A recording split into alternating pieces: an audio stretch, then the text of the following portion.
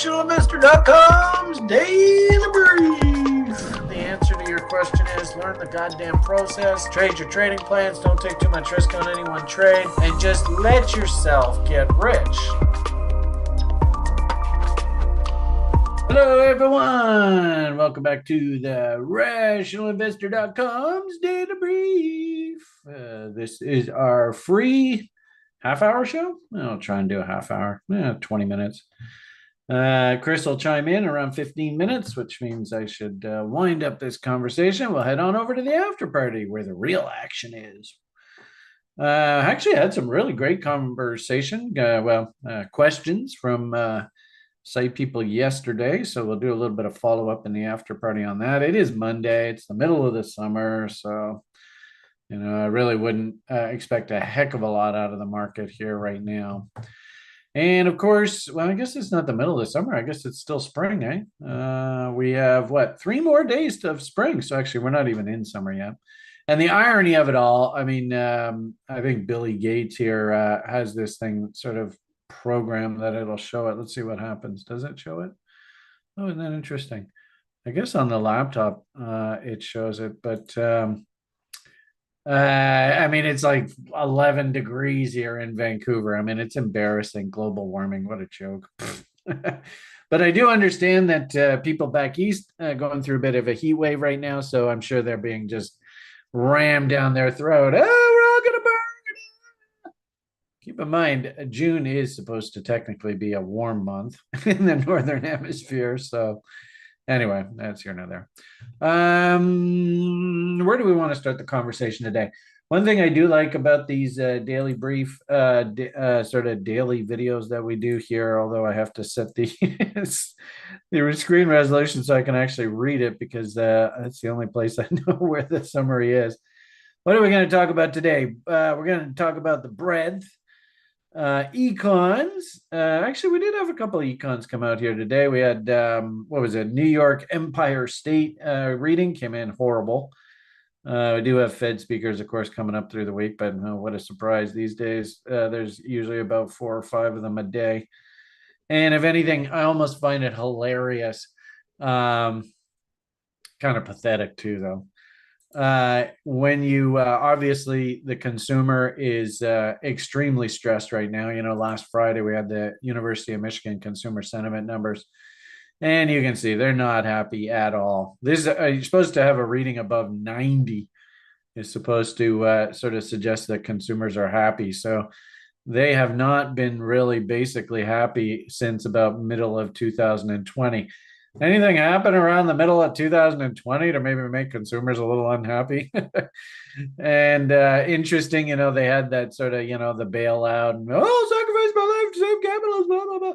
And then Biden goes in and pushes through this absolutely insane socialist agenda. Of course, do you want me to start talking about this idiot that's running my country right now? God, what a woke piece of crap that guy is.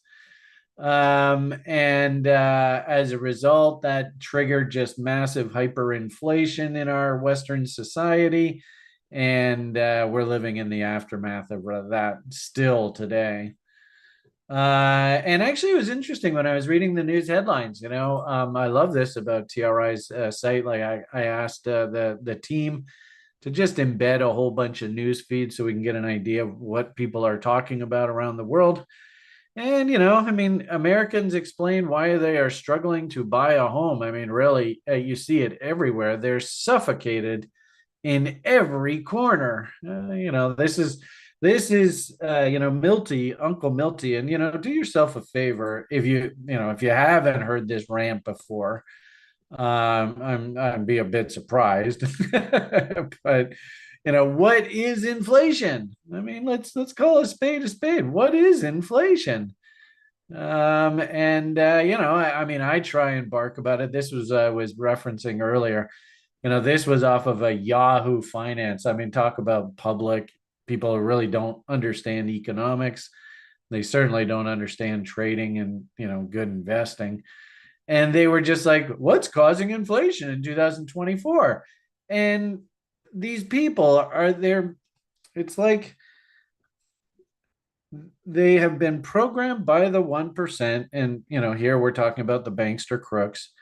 And they're part of the problem because nobody will actually step up and actually talk about what the actual problem is. And I hate to say it, folks, but the actual problem was it actually started in like 2008. And we could just make the argument that once this parabolic curve gets going, there's no end to it. And you want to know what inflation is? Just talk to Uncle Milty. He'll explain it in really, really simple terms. And what I don't understand is how none of these people in the public today have any clue about this. Lingering effects of the scamdemic. Well, I might argue that the scamdemic was nothing more than corporate welfare for the pharmaceutical industry. And man, did they ever pull that con job off just beautifully. So much so to the effect that, literally you can't sue these companies, even though they even knowingly knew that there was cancer causing agents in these things that they were jabbing us with. So sad, but total corporate welfare. I would argue that what's going on in Ukraine stuff is exactly the same thing. It's corporate welfare, but for the military part of our society. Oh, what a big surprise. Big pharma, is that a big part of our society and our economy? And is that military industrial complex big part of our society? Monetary policy. Well, the sad part about it is monetary policy, all it is reactionary. Monetary policy will only kick in after the fact, after everybody's lost their jobs and the economy's rolling over. Then the Fed cuts rates. After the inflation numbers come out absolutely horrific and prices have jacked up, do they start raising interest rates? You can't blame inflation on monetary policy. That's completely backwards. And now, and this is the worst part about it, is, the whole point of this, what is inflation, is it's a monetary phenomenon. Remember Uncle Milton. And now what they're going to do, and it's disgusting the way that the 1% does this, is they're actually going to blame inflation on the workers demanding more money to pay for all these ridiculously rising prices, which are nothing more than a function of the money supply. So, try to be like PMA, try to, we're going to put a positive spin on this. We're going to make a positive difference in this world. Well, for heaven's sakes, if it's one thing you can, do here is try and learn from this. Sad part about it is very few people do. I think the symbol that we're going for here there, Chris, is I think it's AVGO, not EVGO, but close enough. What the hell? The only way I can see this is if I look on the YouTube page. And actually, we had a fun conversation about good old Kathy Woods yesterday in the Daily Brief after party. All right, so breadth information, and there is that symbol there that I was referring to. This is kind of the symbol that sort of kicked everything off today. Why the market's moving up egregiously is this is one of Fink's favorite stocks, Broadcom. And actually, it's interesting if you actually look at Broadcom's business model, they are cheekier than cheek. They're if you remember Schrekel, I think that's what his name was, Shekel or Schrekel or something like that. Same sort of business model. Somebody absolutely needs something. These guys go and buy the product, the company, whatever, and then go and double, triple, quadruple the price for the customer. So everybody goes, "Oh, you bastards!" And of course, these guys make tons of money. And what's the stock doing? Look at that. I mean, $1,800 a share. Give me a break. Probably as soon as all the appreciation is done, then they'll go and split the stock, and then the public, now once the stock is a bit cheaper, kind of like what you saw they did with Amazon, same sort of thing. Stock was going zooming higher. It was in the thousands of dollars. So of course the public couldn't participate.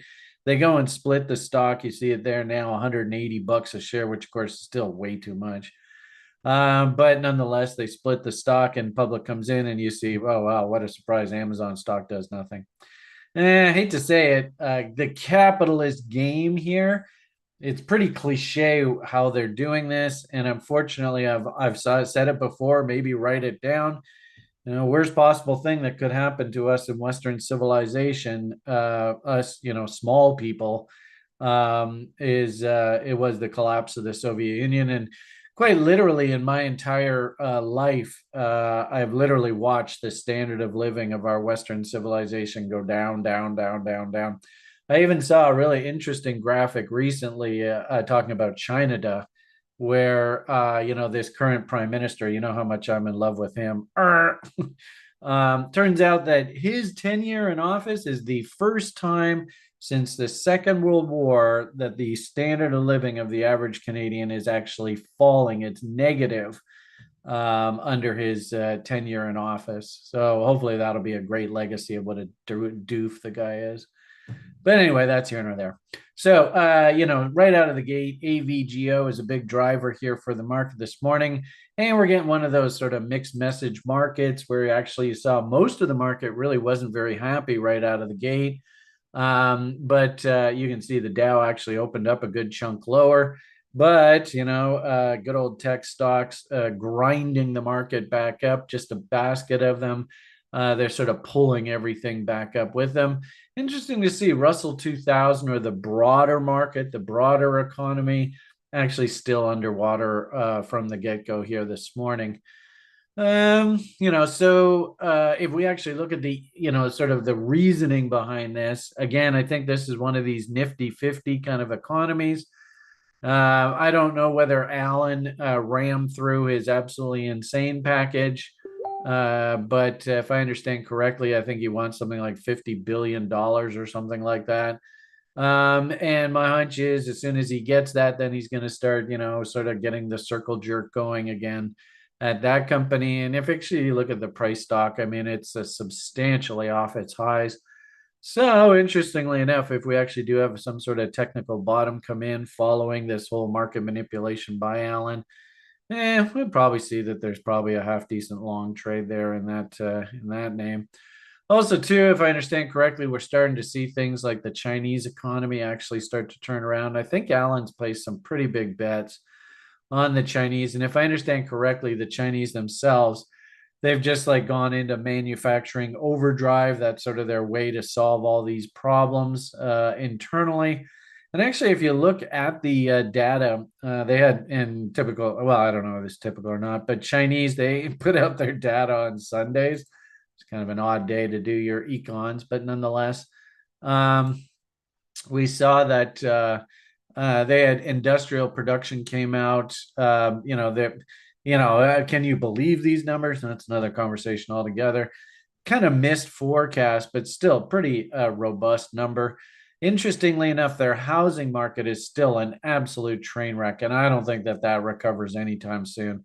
Still have the ghost city problems, and the irony of it all is that most of these buildings are half built, and I'm sure most typical Chinese people who got sort of conned into investing in the housing industry and that bubble, they probably have no interest in buying housing again.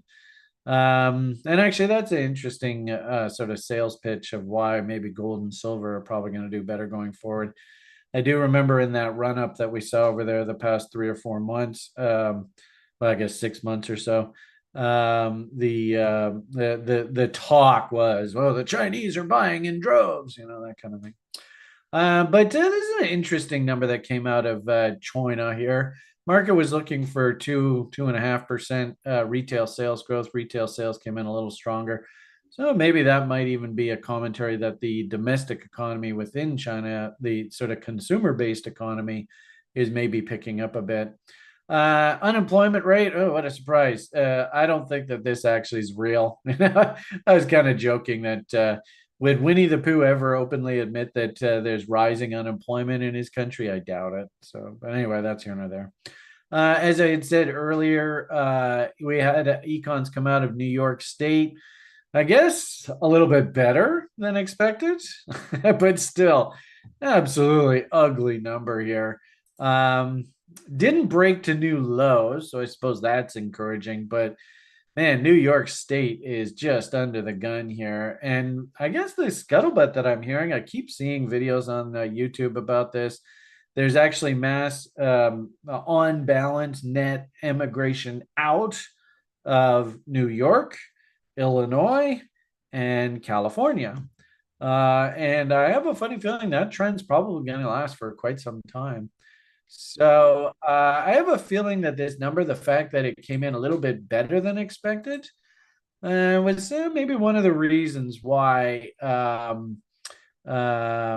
we actually see the bond market actually slightly down on the day. And of course, we've been talking about this lots. I guess the $64,000 question right now is, will the consumer get any relief? The consumer's dying 1,000 deaths. We do have obviously a big political event coming up here in what I guess about 6 months, 5 months down in the United States of America. And the guy that's at the helm right now, I think he would like to keep his job, although half the time you don't even know if he even knows where the hell he is. But nonetheless, politics, politics. And I think he's going to do everything in his power possibly to try and make damn sure this thing stays down and the consumer starts to feel a little bit happier down in the States. Unfortunately, in my country, political events probably not going to happen until well into next year. And so as a result, the money printing and the woke policies are there's just no end to it. It is interesting. I mean, it's totally a topic for another day, but it is interesting to see what's going on with the Canadian economy right now. But I digress. No point in opening up that can of worms.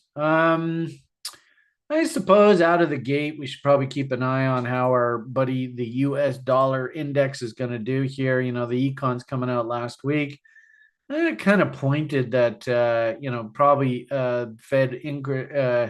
I don't think that they're really in a huge hurry to cut rates. And of course, other places around the world are cutting rates, China, for example.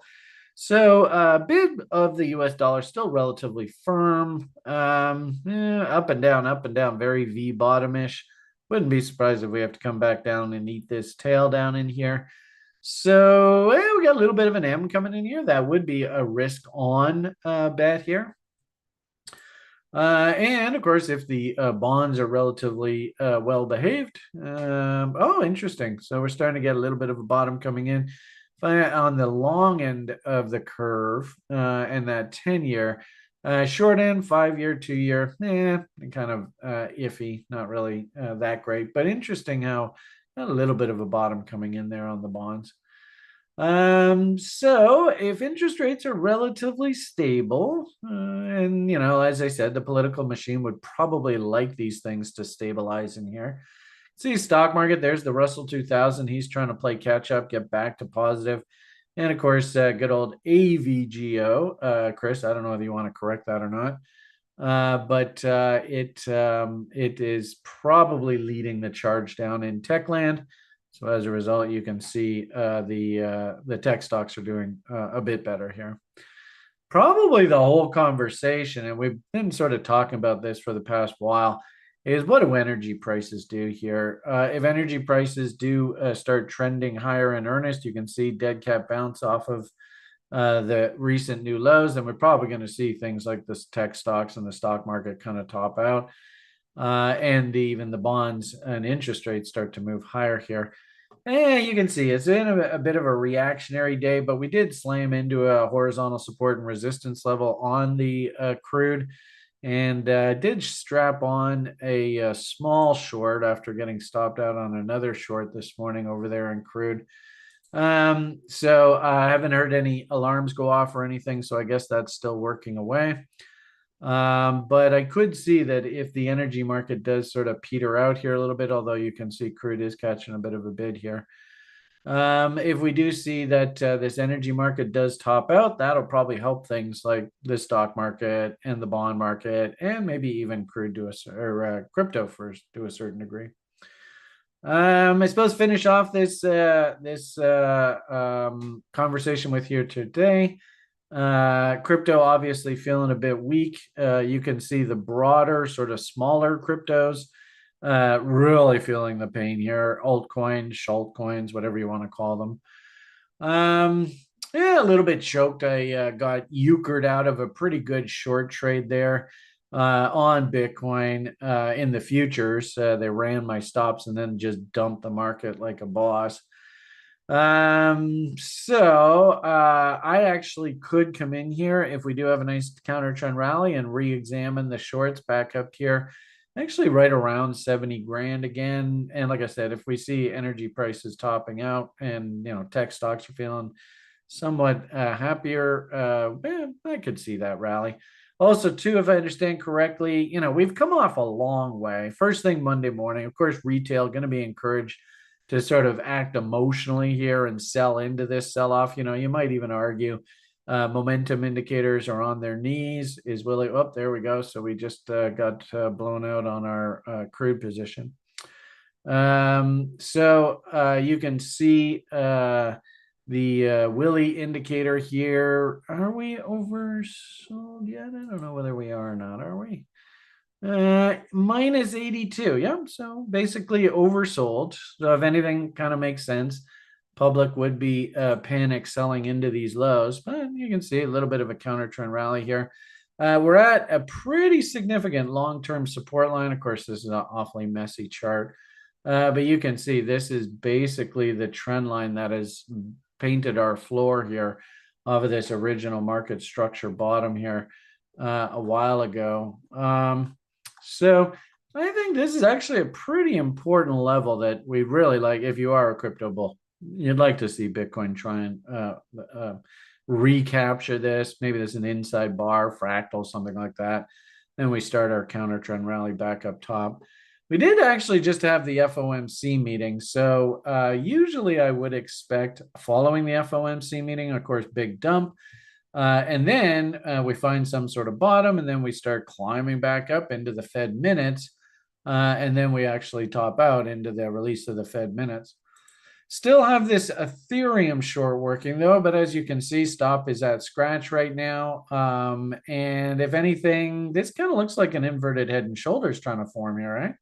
Might even move my stop up just to these levels. And if this inverted head and shoulders does fire, it probably means Ethereum wants to take a run back up top. Also, too, got a nice big volume spike there. But I do see that that did come on a bit of a bear div there in momentum. So if anything, we probably need momentum to clean itself up here on these kind of names. And then if we go over to the total market, sort of all of the cryptos put together, this is looking still pretty sketchy.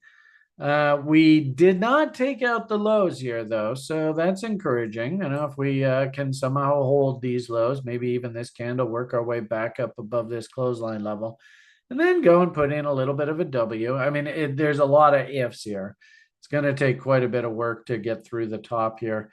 But, keep in mind, we've got that big uncertainty out of the Euro zone here at the end of the month, which I guess is right here. Unfortunately, I've just found this time and time again in my time in this space that these little ones, they really don't find a bottom until we get sort of through that end of June.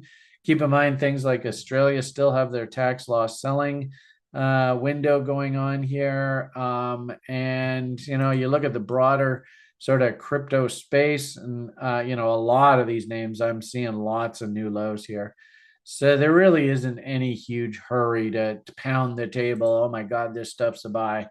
I just don't see it. And if anything, hats off to Julian for pointing out over the past couple of his presentations.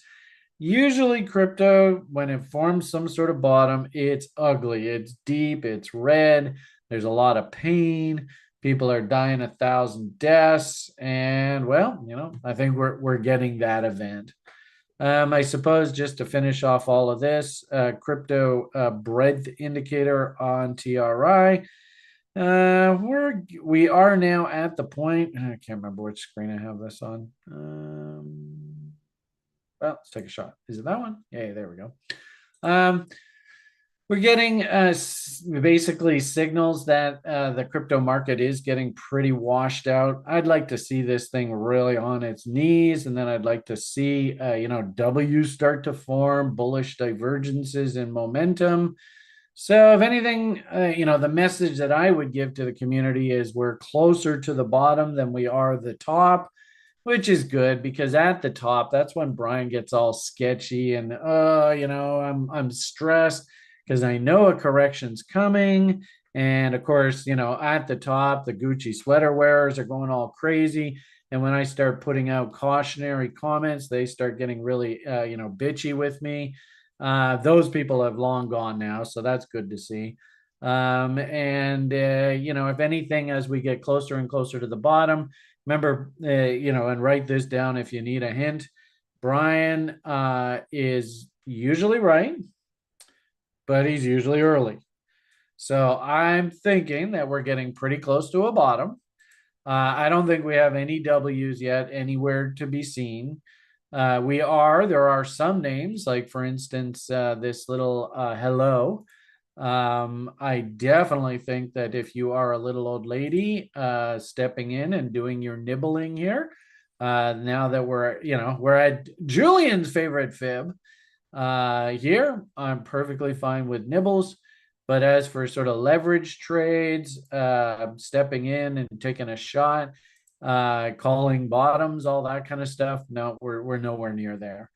So if Brian's usually right and Brian's usually early, then that means is if Brian isn't even at the point where he's like, okay, it's time to think about taking long shots, then that means we still probably have more down to go here in the near term, which sucks. But this is capitalism. And if anything, if you really want to do this trader life, you want to do this, maybe you want to be a fund manager, maybe you want to just manage your own portfolio, but see it grow appreciably. You got to learn this. That this is actually what I'm seeing in the market here. It really isn't out of the ordinary. It's very typical. So Brian's usually right? Brian's usually early. We know that probably we're not going to find a bottom in this until we get on the other side of the July 4th weekend. I know that there is a holiday. It's one of these Hallmark holidays coming up here on the 19th. So this is going to be a screwy week anyway. And also, too, this is sort of the transition window that, Wall Street people will head off to the Hamptons. So my hunch here is over the next couple of weeks, it's going to be very drifty. I would expect, though, to be honest with you, I would expect, especially on something like the corn, we should have some give and take back and forth. But as for altcoins, looking at this image, it's going to be a while here before I start even thinking about, actually stepping in on the buy side here. And hey, this is a buy. 3-step setups, all that kind of stuff. There is nothing here to work with. In fact, we got 3-step setups to actually tell you to short. So, okay, so that's basically your market summary. I knew this was going to be one of these. Well, these people aren't going to like the message today. Sorry, but I just got to give the straight goods. No point in bullshitting you guys. I will say, going to have a fun conversation with the Wall Street silver people this afternoon. Did put this tweet out about, I don't know, well, actually just before it broke down. So that was back at the end of May, just sort of saying you better be careful, all you newly minted silver bulls. You can see this trade's just slowly working away. I'll probably be talking about this kind of stuff. Maybe talk a little bit about silver seasonality and the gold chart and stuff. And unfortunately, it's the same sort of thing. Really, there's no reason to like pound the table bullish here until this starts at the very least working down into things like call and pump chaser zones. So cool your jets, get your capital ready. If you're a little old lady, I don't have a problem with you stepping in and nibbling away. Keep those bets nice and small. And we're nowhere near any sort of major pivot buy signal here. And the broader market, of course, we are, I think, in this sort of nifty 50 kind of environment. This is what basically was the 1940s and 50s, where you have just a few names, few market darlings that become absolutely huge behemoths. And the rest of the market just sort of flounders away here. Russell 2000 sitting up 0.8%. There's the NASDAQ up 0.5% and leading the charge. And that's probably going to be the theme of our market. Probably, I'd say probably for the next 5-10 years kind of idea. Okay, everybody, have yourselves a great day. Happy Monday. PMA for the win. Slow and steady wins the race. Don't take no wooden nickels. Remember what your number one job is. And the only thing left to say is I'll see you, of course, all of you in the after party. And bye for now.